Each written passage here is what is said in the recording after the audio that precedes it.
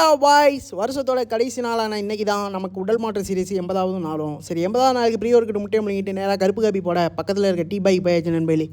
போன உடனே சுடுன்னு ஒரு கருப்பு காப்பியை போட்டு முடிச்சுட்டு நேராக ஜிம்முக்குள்ளே போயிட்டு நமக்கு தேவையான வார்மப்பு பக்காவாக போட்டு முடித்ததுக்கு அப்புறம் ஒவ்வொரு வார்மப்பையும் ஒவ்வொரு கிளிப்பாக உங்களுக்கு ஆட் பண்ணி காமிச்சிருந்தேன் நண்பர்களே. எது ஏண்டி கேட்குறீங்களா? லாஸ்ட் வீடியோலாம் இதை ஆட் பண்ணலை, பெருசாக காமிக்கலை, உங்களுக்கு போர் அடிச்சிடக்கூடாதுன்னு தான்.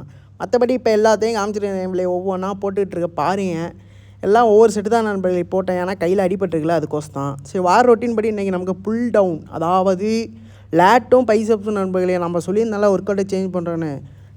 லாஸ்ட் வீடியோவில் 3 ஒர்க் அவுட்டு, இன்றைக்கி 2 ஒர்க் அவுட்டு, நாளைக்கு லெக்கு நண்பர்களே. அந்த கணக்குப்படி இன்றைக்கி நமக்கு லேட்டும் பைசப்ஸும், லேட்டுக்கு ஒரு 3 ஒர்க் அவுட்டு, பைசப்ஸுக்கு ஒரு 3 ஒர்க் அவுட்டு பக்காவாக போட்டோம் பொறுமையாக. வீடியோ நல்லா கவனிச்சு பார்த்தீங்கன்னா தெரியும், ஒவ்வொரு ஒர்க் அவுட்டையும் பொறுமையாக ரிலாக்ஸாக தான் போட்டுக்கிட்டு இருக்கேன். ஆனால் லாஸ்ட்டாக போட்ட கான்சன்ட்ரேஷன் என்னால் போட முடியாது நண்பர்களே. ரைட்டில் பக்காவாக போட்டேன், லெஃப்ட்டில் போட முடியல, ஏன்னா ஒரு விரலில் அடிபட்டுருக்குல அதுக்கு தான்.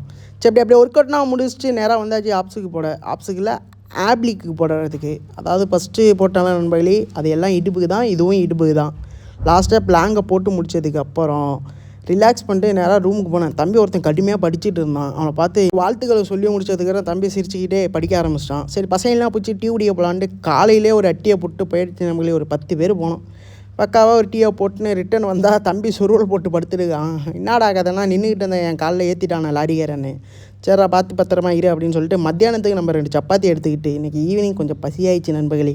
வேறு வழி தெரியலை, அதான் ஒரு பண்ணு எடுத்துக்கினேன், மன்னிச்சிங்க. ஒரு நண்பன் ஆமை மாதிரி எட்டி பார்த்துருந்தான், அதையும் இதில் ஆட் பண்ணிட்டேன். சிரிச்சிக்கிட்டே உள்ளே போயிட்டான். நைட்டுக்கு நமக்கு பழங்கள் தான் நண்பர்களே. நன்றி, நாளைக்கு பார்ப்போம், பாய்.